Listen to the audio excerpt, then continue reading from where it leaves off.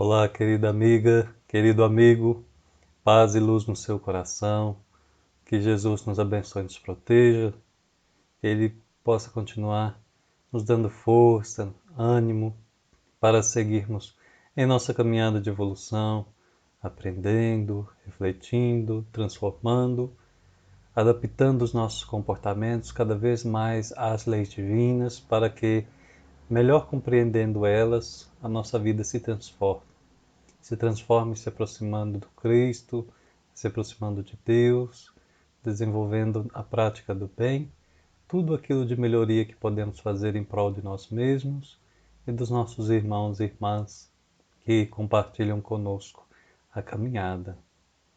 Hoje nós vamos ver um capítulo em que Vinícius, apesar do título aparentar que o assunto central é perdão, na verdade, é uma meditação a respeito de Deus, ou especialmente, ou melhor dizendo, da concepção que nós temos de Deus ao longo da história da humanidade neste planeta. Todos nós sabemos que essa concepção, essa ideia de Deus, ela vai evoluindo, vai se aperfeiçoando, conforme a civilização também avança, também progride.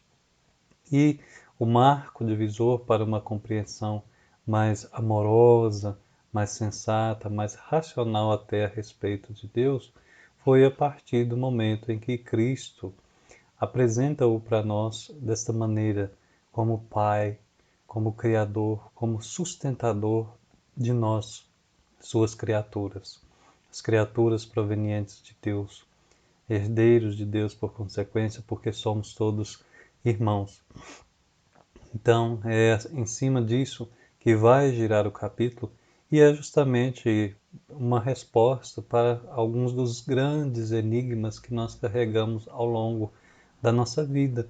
Porque a maneira como nós vemos Deus, digamos assim, como nós entendemos Deus, como nós sentimos Ele, diz a respeito de tudo quanto há que a gente faça na nossa vida, no nosso cotidiano.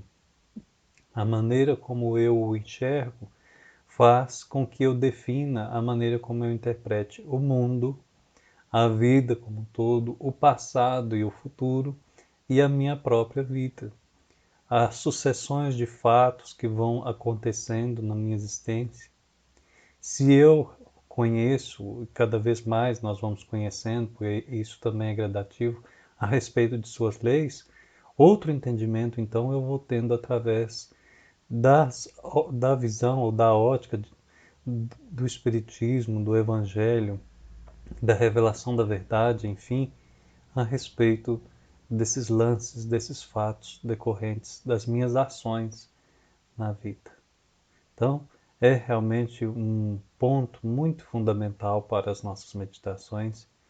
Vinícius, que é um grande pregador da educação, e não dessa educação instrução meramente falando, que também é fundamental, também é importante, mas a educação do espírito imortal, a educação do espírito, portanto, é um trabalho no eterno. Nós consideramos que a visão que temos de Deus, o entendimento que nós temos dele, ainda que progressivo, é indispensável que nós iniciemos o trabalho a respeito do entendimento melhor do assunto. Até porque Deus é a base de todas as coisas e também o fim. Então, vamos lembrar que a ideia de Deus ela é inata, ou seja, nós já nascemos com ela, nós carregamos ela dentro de nós, ela acompanha o progresso humano à medida que nós vamos desenvolvendo enquanto indivíduos, enquanto coletividade. Essa ideia também tende a acompanhar este progresso, ou seja, vai se aperfeiçoando, vai se aprimorando, sendo mais clara, e o próprio Deus vai se mostrando no entendimento daquele povo, daquela criatura, de uma maneira mais perfeita. Não ainda perfeita, porque a criatura não compreende exatamente o que seja perfeição. Mas como ela já vislumbra ali o que a perfeição não pode ser, e logo o que ela convém ser, então ela também vai deduzindo que Deus é isto ou não é aquilo. Mais tarde nós vamos ver direitinho pelas palavras de Vinícius. Um exemplo que a gente pode dar desse progresso é a evolução das práticas politeístas, onde aqueles povos que detinham várias divindades, como os romanos, os gregos, os egípcios, sim, povos muito sábios da antiguidade, traziam ali em cada divindade uma personalidade, uma personificação, muitas vezes até de um estado emocional da criatura humana. Então, era ainda uma humanização muito grande de Deus e, ao mesmo tempo, uma personificação daquilo que nós sentíamos. Então, ficava um Deus antropomórfico, muito antropomórfico, até porque eles apresentavam suas paixões, seus favoritismos, suas separatividades, suas maneiras agressivas de agir e também, por extensão, fazia com que houvesse aquele panteão de deuses em que, dependendo da coisa que eu necessitava ou que eu queria apresentar agradecimento, louvor, eu teria que procurar saber a qual eu deveria recorrer naquele momento. Com o tempo foi se percebendo que Deus é um só. Então foi ganhando alicerce o monoteísmo, como nós compreendemos a partir do judaísmo, do cristianismo, do islamismo, onde fica mais delineado que Deus é um ser supremo, infinito, perfeito, criador do universo, até que então nós vamos perceber naquela questão primeira do Livro dos Espíritos, causa primeira de todas as coisas, inteligência suprema do universo. Se nós falamos que Deus, ou a ideia de Deus, ela é inata, então faz com que a gente conclua neste argumento, nessa interpretação, que a ideia de Deus não resulta de uma educação religiosa. O que quer dizer isso? Quer dizer que não é possível transferir a ideia de Deus para alguém. Nós podemos meditar juntos, nós podemos pensar a respeito de Deus juntos, mas a criatura, no fundo, sente Deus, e é isso que ela precisa buscar. Se não fosse assim, os irmãos mais primitivos, ainda talvez vivendo no meio da floresta, séculos passados ou talvez até hoje, isolados de qualquer outro meio de civilização, que nunca conheceram uma lâmpada, nunca conheceram nada, nada, nada do que nós consideramos como civilização, enfim, nasceram, viveram e desencarnaram por gerações no seio da mata, ainda assim esses nossos irmãos carregam dentro de si a presença de Deus, o sentimento de Deus, a ideia de Deus. E como que tribos isoladas por vários cantos da terra chegaram a desenvolver a mesma ideia. Logo, é por isso que nós dizemos com certeza que a ideia de Deus é inata e não se transfere por educação religiosa ou por qualquer ensino externo. É algo que parte de dentro para fora, porque é algo que nós poderíamos dizer metaforicamente que está no na nossa genética espiritual. É algo íntimo e forte gravado em nós. Isso posto, então, nós começamos a entrar na mensagem de Vinícius, que tem como ideia central e profunda o fato de que Jesus é o revelador da verdadeira natureza de Deus. Então, demarquemos aqui essa última parte da expressão, a verdadeira natureza de Deus. Jesus vai revelar isso, especialmente nos momentos finais do Calvário, quando, supliciado à cruz, ele ergue a fronte e diz: Pai, perdoa-lhes, que é justamente o título do capítulo, e que nos facilita então para a meditação o entendimento de que a revelação de Deus é progressiva e com essa progressão, com essa revelação, cada vez tende a ficar mais fácil um entendimento mais acertado do que é Deus. Vinícius então aponta para nós o versículo 27 do capítulo 11 do Evangelho de Mateus. Alguns estudiosos dizem que esse capítulo 11 é como se fosse um capítulo joanino.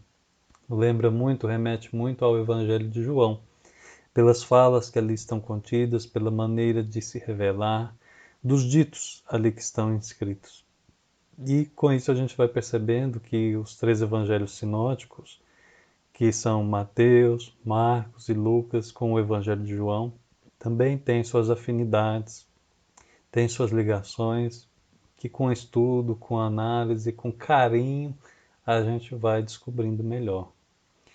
Na nossa casa de paz, na nossa casa, em Patrocínio, na sala de pasto em que nós frequentamos, está escrito, desde que eu frequento a casa, um quadro muito belo em que Jesus cura uma mulher estendendo as mãos por imposição e abaixo a gente encontra a seguinte frase: Deus se dá a conhecer àqueles que o buscam com carinho.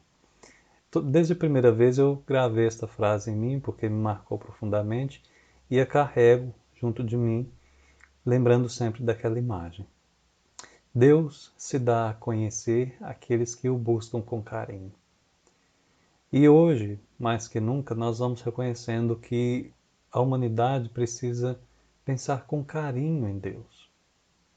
Um Deus que necessita ser separado do exclusivismo, do personalismo, de um egoísmo muito grande, de um Deus que é buscado ainda à forma antiga, Senhor de exército, defensor contra o inimigo. Ora, o inimigo está dentro de nós mesmos.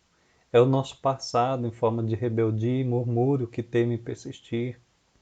O inimigo somos nós mesmos quando nos autossabotamos em relação àquilo de melhor que a gente sabe que já pode ser executado na terra e na nossa própria caminhada e ainda a gente não executa. O inimigo é a treva que eu ainda não acendi a luz, como naquela parábola da candeia, em que primeiro precisa acender a candeia e depois é que a gente vai varrer a casa para achar a dracma. Enquanto eu não acender a luz, não é possível varrer, não é possível fazer a análise do meu íntimo e verificar o que há no meu interior para ser trabalhado ou para ser localizado e festejado com os vizinhos, com os amigos, como diz ali aquele texto evangélico de Lucas. A mesma coisa acontece conosco. Se nós não vigiarmos, se nós não cuidarmos, nós ainda vamos, por atavismo, nos ligar a ideias muito primitivas de Deus que por séculos prevaleceram na nossa mente, mas que agora não tem mais lugar. Deus é Pai de todos, por isso nós somos irmãos. Então, por que convocá-lo como Senhor de lideranças militares que vão apartar uns dos outros, enquanto o próprio Deus nos ensina comunhão? Por que colocá-lo à conta da separatividade, se isso parte ainda da nossa imperfeição e não daquilo que realmente Ele é? Vejamos. Vinícius diz no versículo 27, apresentando o versículo 27 do capítulo 11 de Mateus, ninguém conhece o Filho senão o Pai, e ninguém conhece o Pai senão o Filho, e aquele a quem o Filho o revelar.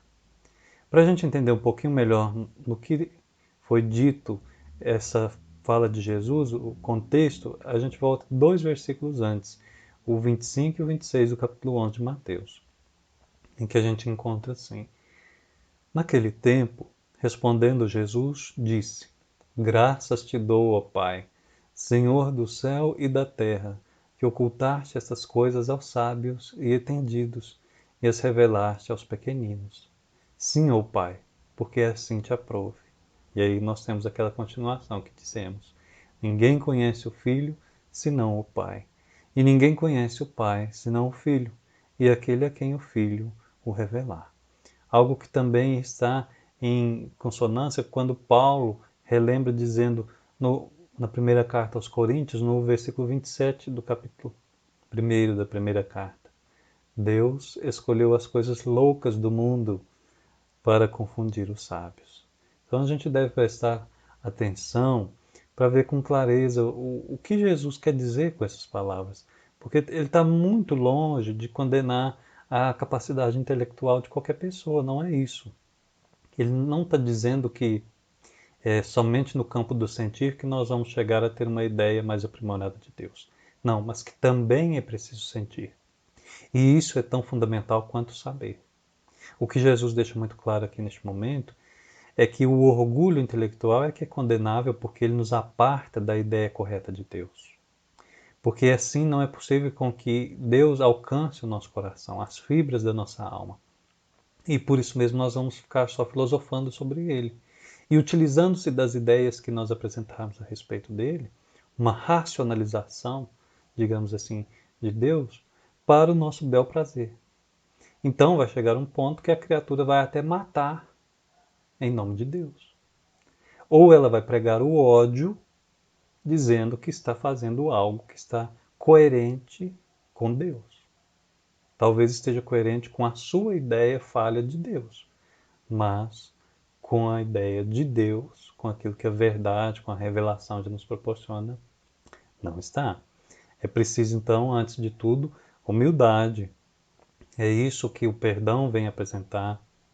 Com a intercessão ante a humanidade, quando Jesus diz, Pai, perdoa-lhes, e justamente para que nós aceitemos ideias novas, estejamos abertos a elas, para então verificarmos se as que nós carregávamos até agora eram crenças limitantes e crenças muito errôneas a respeito de algo tão primordial na nossa vida.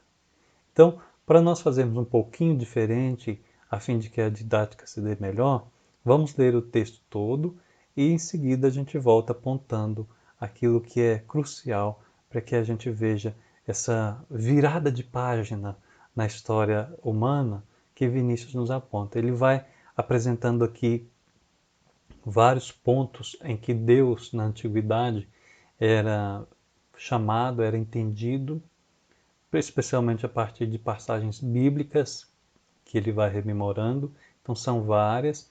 E em seguida Vinícius, de maneira poética, belamente, com todo aquele cuidado que ele tinha com a palavra, tanto falada quanto escrita, como tem até hoje, ele faz aquela virada. E nessa guinada nós percebemos então Jesus. Jesus realmente é o tipo mais perfeito. Realmente ele estará em comunhão com o Pai, porque ele entende o Pai e nos mostrou isso. Vejamos, quando o sangue do Redentor, quem é o Redentor? Jesus, exigido pelo interesse das classes parasitárias, borrifou a face dos algozes postados ao pé da cruz, a alma do Eterno vibrou flamejante de cólera no seio do infinito. Então vejamos que Vinícius está utilizando aqui de uma metáfora. Ele está dizendo que quando o sangue de Jesus ali na cruz borrifou na face daqueles que estavam ali o assassinando, mas aos pés dele, a alma de Deus ficou colérico, ficou enfurecido ao seu máximo, como nunca tinha ficado. E aqui ele vai desenhando um Deus que era furioso e cada vez mais ficou até chegar neste ponto. Então, o Deus que expulsou Adão e Eva do paraíso, privando-os das delícias do Éden por motivo de uma desobediência, o Deus que amaldiçoou o fratricida Caim, condenando-o à erraticidade, o Deus que mergulhou o mundo nas águas do dilúvio, exterminando a geração corrompida dos primeiros tempos, o Deus que mandou fogo abrasador sobre Sodoma e Gomorra, para punir a licenciosidade dos seus habitantes. O Deus que sepultou na voragem o exército de Faraó quando perseguia Israel foragido. O Deus que arrasou os campos do Egito, enviando 7 terríveis pragas para dobrar a cerviz daquela orgulhosa nação, que, como a gente vai ver nas Escrituras, literalmente são 10, mas aqui Vinícius está trazendo mais imagens para que a gente veja o quanto esse Deus era desenhado antes de Jesus. O Deus que aniquilara as hordas dos filisteus quando em luta com os filhos do povo eleito. O Deus que em primeira direção a funda de Davi abatendo o gigante Golias. O Deus que milagrosamente injetara novos vigores nos músculos flácidos de Sansão para bater o templo gentio sobre os idólatras ali reunidos. O Deus forte e zeloso, cognominado Senhor dos Exércitos, que punia os pecadores até a 5ª geração com desusada severidade. Um Deus muito severo, muito carrasco, castigador. O Deus cuja voz remedava o soturno ribombo do trovão e cuja presença era precedida de relâmpagos e coriscos que incendiaram as sarças do Sinai. O Deus onipotente, terrível em suas vinditas, ao ver o sangue do seu unigênito. Alçou a destra e ia ordenar ao anjo do extermínio que extinguisse para sempre a humanidade.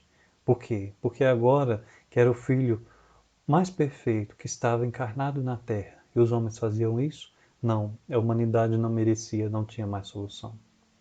Na forma como aquele Deus atuava, não era mais possível fazer nada. Isso Vinícius vai desenhando para nós, vai desenvolvendo para nós essa ideia desse Deus que pune. Então esse Deus alçou a destra e ordenar o anjo do extermínio que extinguisse para sempre a humanidade perversa e má, assassina de seu filho, quando o olhar sereno de seu filho se alçou. O olhar sereno de Jesus a ele se alçou. Partindo ao mesmo tempo de seus augustos lábios, já lívidos e trêmulos, pela aproximação da morte, a seguinte súplica: Pai, perdoa-lhes, porque não sabem o que fazem. É o versículo 34 do capítulo 23 do Evangelho de Lucas. O Pai quedou-se. A destra, então alçada, pendeu inerte. E desde esse momento, a onipotência de Deus, que até ali se ostentara pela força, começou a manifestar-se pelo amor. Não esqueçamos disso. O Deus da força passou a ser o Deus do amor, que não significa que passou a ser um Deus fraco. Não. Pelo contrário, aí que ele se tornou forte mesmo, porque a maior força do universo é o amor. E finaliza Vinícius: assim entenderam as velhas religiões. Para a terceira revelação, que é o Espiritismo, entretanto, Deus, desde toda a eternidade, é amor. Ele nunca foi o Senhor do chicote, aquele que castiga com severidade, que pune, que vinga, que mata. Não, nunca foi. Desde toda a eternidade é amor. E quem tem ouvidos para ouvir, ouça. Então, antes de nós fazermos algumas ligações mentais com alguns outros escritos da doutrina espírita e até mesmo do Evangelho, vamos perceber que é um capítulo que traz para nós uma cota de emoção, justamente para que a gente sinta o que essas ideias a respeito de Deus fazem com a gente mesmo. Ora, se eu considero que Deus é um Deus de ira, é um Deus de fúria, ou eu me identificarei com Ele, também vivendo na base da ira e da fúria, me achando com razão, porque se Deus é assim, então eu que sou filho de Deus também posso. E logo eu acharei as mais falsas comprovações para justificar os meus atos violentos, criminosos, desviados. Ou, no outro extremo, eu serei um ser extremamente preguiçoso, que não moverá uma palha para a própria melhoria, porque sei que o Deus da ira, o Deus da fúria, o Deus da violência, fará algo por mim quando eu chamar. Isso não é Deus. Isso é o gênio da lâmpada, da lenda, quando a gente aprende. Então, esfregou a lâmpada, sai o gênio e ele já está ali disponível com 3 pedidos ao nosso dispor. A sabedoria popular, por algumas bocas muito especiais, já diziam há tempos que o povo não quer Deus, o povo quer milagre. Não deixa de ser verdade, porque por trás disso há uma profunda reflexão a respeito do nosso relacionamento com o nosso Criador, em que muitas vezes nós o pensamos, nós o buscamos, nós clamamos por Ele, somente nas horas do desafio muito pesado, da hora escura da nossa caminhada, dos testemunhos atrozes, dolorosos, repletos de lágrimas e de dor. E assim, uma vez que a solicitação pelo menos parece ser atendida, que o momento é apaziguado, o alívio chega, o bálsamo é sentido, logo Deus vai embora da nossa mente, do nosso coração, e tudo volta a ser mais uma vez como era até então. E nós, satisfeitos pelo milagre, pela graça, esquecemos-nos da gratidão ou da preservação deste contato para que a gente não vá e peque mais e incorra em coisa pior, como já nos lembrava bem o nosso mestre. É um texto que a gente pode trabalhar em várias camadas, embora nós optamos por aqui sermos muito claros naquilo que se revela. E essa clareza ela está muito ligada exatamente a essa transformação, essa migração da ideia a respeito do Criador, a respeito do Pai, que nós trouxemos ao longo da história na nossa vida. Por trás desse símbolo que Vinícius nos apresenta, do Deus vingativo, do Deus punidor, que até aquele momento, enquanto Jesus estava alçado na cruz, pela visão não dele mesmo, mas é claro das suas criaturas, o pior ia acontecer, pois o melhor estava aqui encarnado e foi rejeitado. E naquele momento ainda Jesus aproveita, como em todos os segundos da sua passagem por essa terra, ele aproveitou para nos deixar lições imortais. Pai, perdoa-lhes, porque não sabem o que fazem. Nós não sabemos o que fazemos enquanto alimentamos em nós ideias arcaicas de Deus.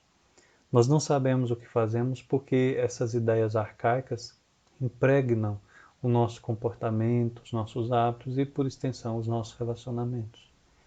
E isso não possibilita com que a gente veja melhor ou veja de mais alto o nosso futuro, tanto coletivo quanto individual.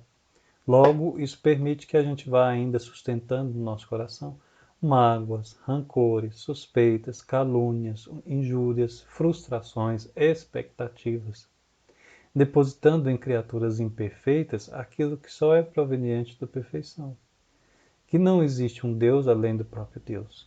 Então é que é muito falho ou muito errado deificar quem quer que seja, porque quem quer que seja ainda será criatura.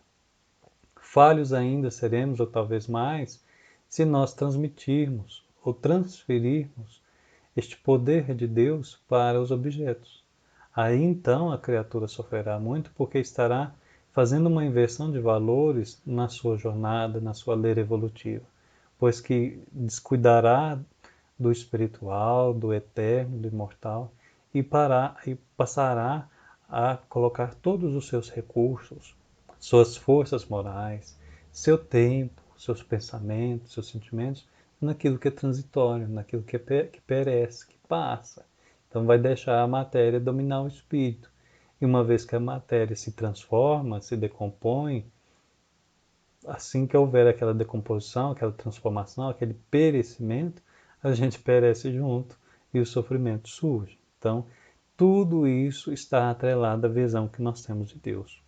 Deus, entendamos aqui, talvez de uma forma até bem resumida, conclusiva desses argumentos que Vinícius apresenta e que nós estamos desdobrando. Deus não mudou, não mudou.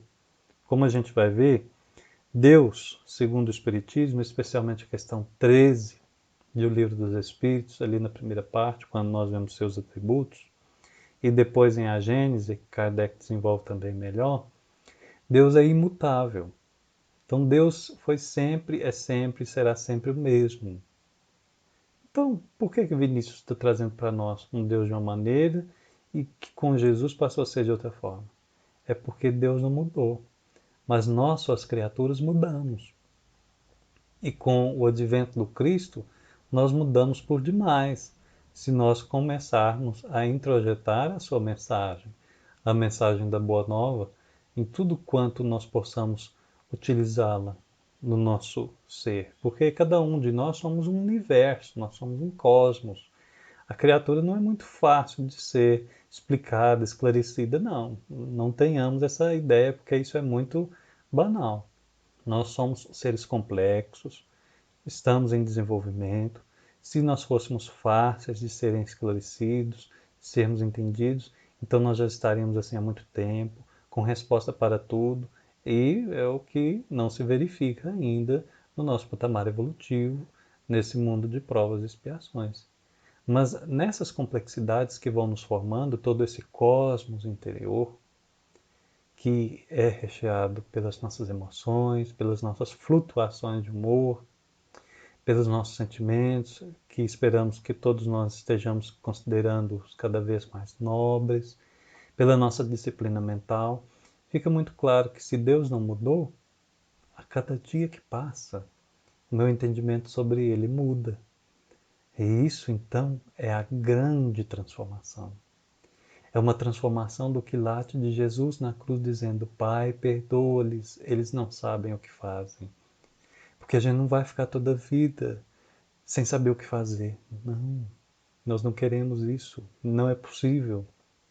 Dia após dia, a gente vai aprendendo um pouquinho a como fazer, o que fazer e a saber o que está fazendo.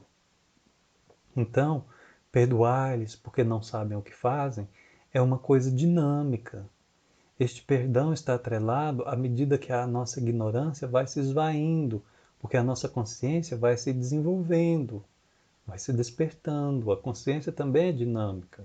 Nós começamos lá desenvolvendo dos primórdios, simples e ignorantes, e à medida que nós vamos atuando conforme a lei de liberdade, vai surgindo ali o livre-arbítrio, a responsabilidade, porque a gente escolhe, depois a gente colhe, e com isso, essas elucidações vão nos favorecendo intelectualmente e moralmente. E vai nos progredindo rumo ao Pai, para que, comungando com Ele, na certeza do que realmente Ele é, fique mais fácil de nós o sentirmos e o transferirmos para a nossa vida. Então, não é nada místico, não é nada esotérico, é simplesmente, na verdade, a verdade que vai sendo revelada à medida que nós vamos buscando por ela, pensando nela, com lógica, com bom senso, é claro, com razão, e na percepção de que a coerência está existindo ou não no nosso falar, com o nosso fazer, com o nosso pensar, o nosso crer. Vejamos. Questão 13. Tributos da Divindade, capítulo 1 do Livro dos Espíritos de Deus. Allan Kardec pergunta: quando dizemos que Deus é eterno, infinito, imutável, imaterial, único, onipotente, soberanamente justo e bom, temos ideia completa de seus atributos? E aí os Espíritos dizem sim. Do vosso ponto de vista, sim, porque credes abranger tudo. Sabei, porém, que há coisas que estão acima da inteligência do homem, mais inteligente, as quais a vossa linguagem restrita, as vossas ideias e sensações, não tem meios de exprimir.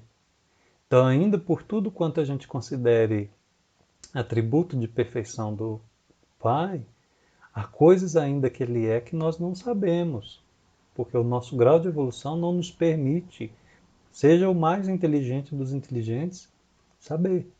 E até nos faltaria linguagem para dizer.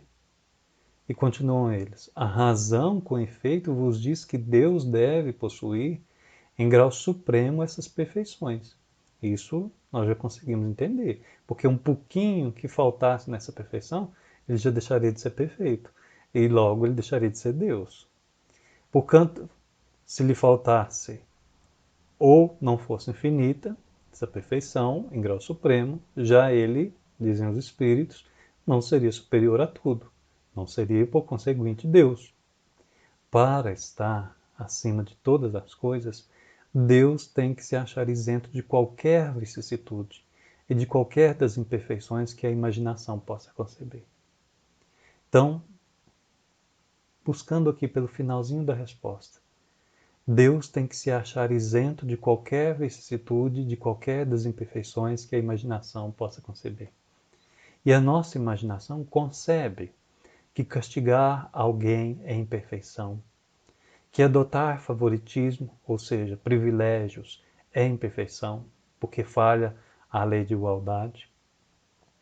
Porque ser injusto, nossa, coisa básica, primária, é a imperfeição, porque fere a lei de justiça. Por que causar a dor, infligir o mal, é imperfeição. Logo, tudo isso faria com que aquele Deus punitivo, vingativo, castigador, maldoso, severo, não era um Deus. Era só o que achavam de Deus. Não era ainda uma visão correta, adequada. Fosse no politeísmo, os deuses, fosse no monoteísmo, já a ideia de Deus, que ao longo do tempo foi sendo depurada, foi sendo trabalhada.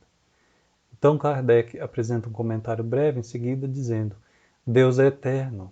Se tivesse tido o princípio, teria saído do nada, ou então também teria sido criado por um ser anterior. É assim que, de degrau em degrau, remontamos ao infinito, à eternidade. De degrau em degrau. Não esqueçamos. E mais um pedacinho do comentário, que nos interessa, é imutável. Se Deus estivesse sujeito a mudanças, as leis que regem o universo, nenhuma estabilidade teriam. Nenhuma. Porque hoje Deus criaria uma lei a favor daqueles que o adoram.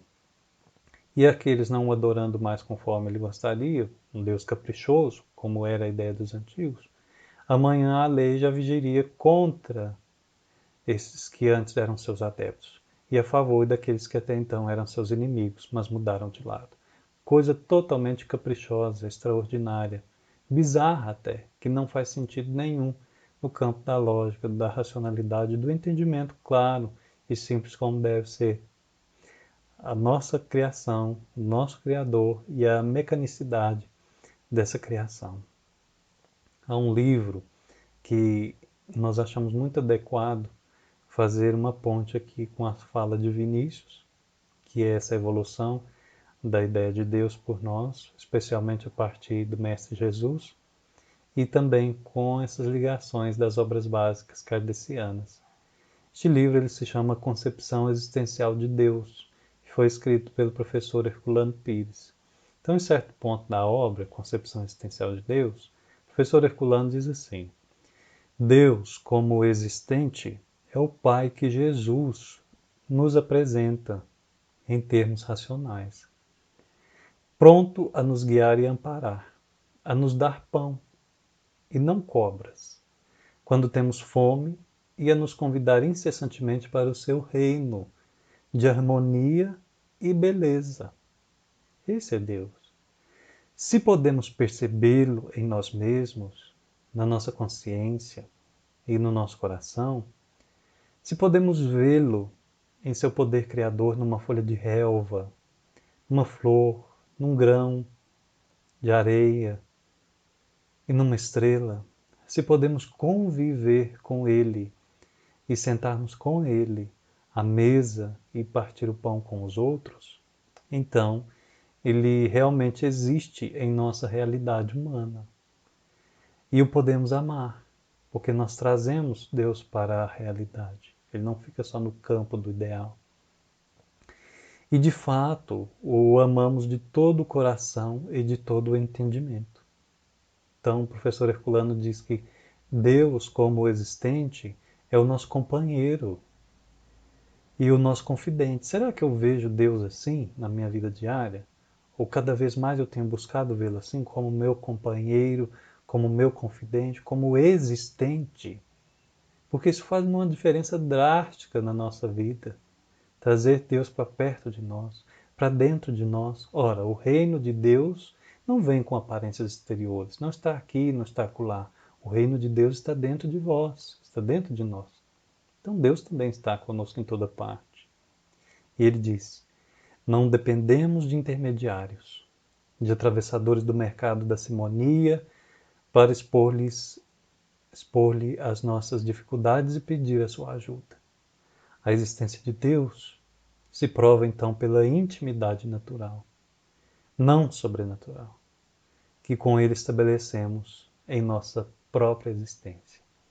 Vejamos então que está totalmente coerente com a mensagem que Vinícius quer nos transmitir, ao ponto de, no final, ele dizer para nós: neste capítulo que é breve, porém muito profundo. Quem tem ouvidos para ouvir, ouça.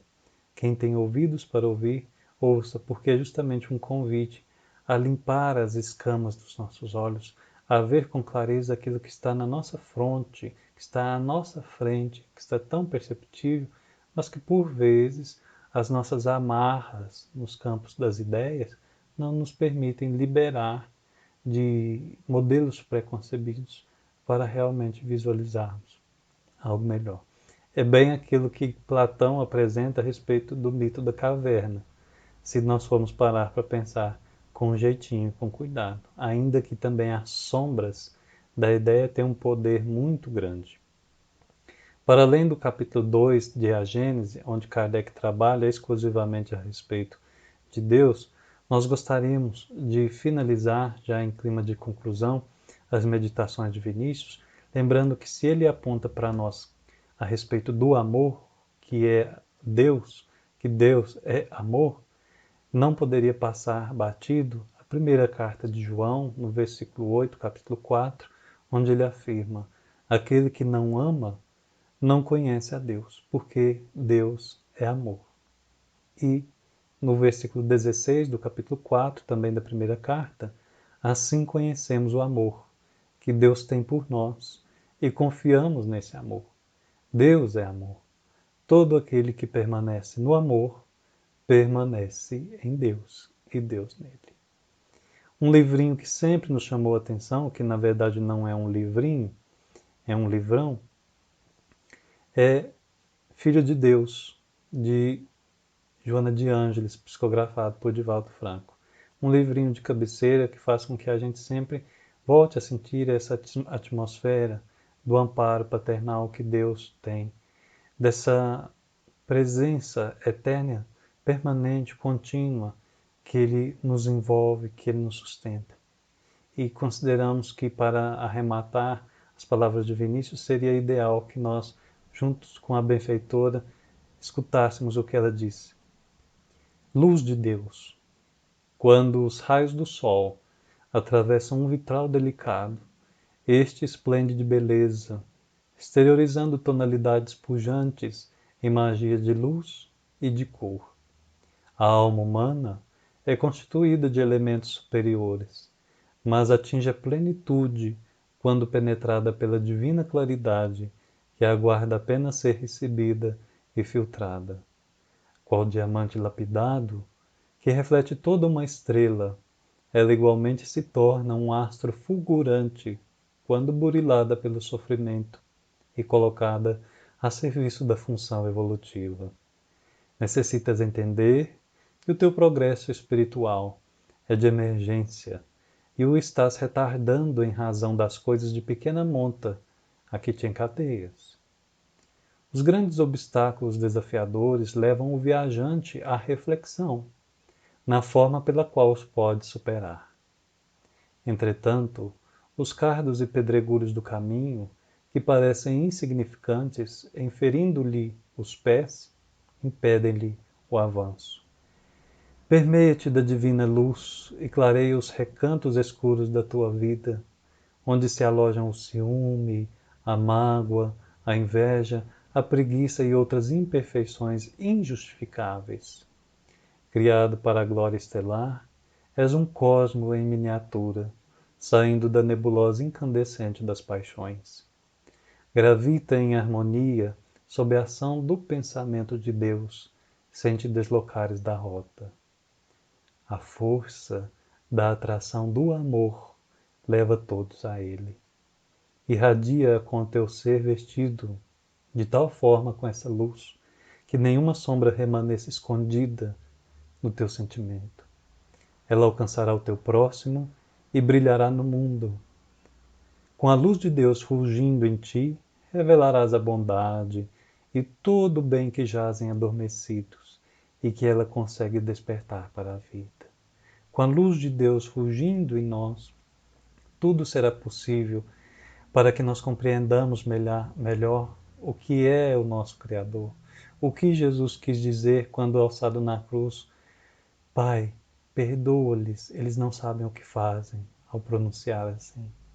e o quanto isso significou essa transformação drástica na visão de Deus. E automaticamente, com a revelação espírita, mais ainda, o que os espíritos querem nos apresentar a respeito deste, que nos sustenta diariamente, que nos mantém de forma permanente e que está presente até no ínfimo grão de areia que por vezes a gente passa, pisa e não observa. Que dirá então em cada irmão, em cada irmã de caminhada e em nosso próprio coração. Querida amiga, querido amigo, um abraço e até o próximo. Que Jesus nos abençoe.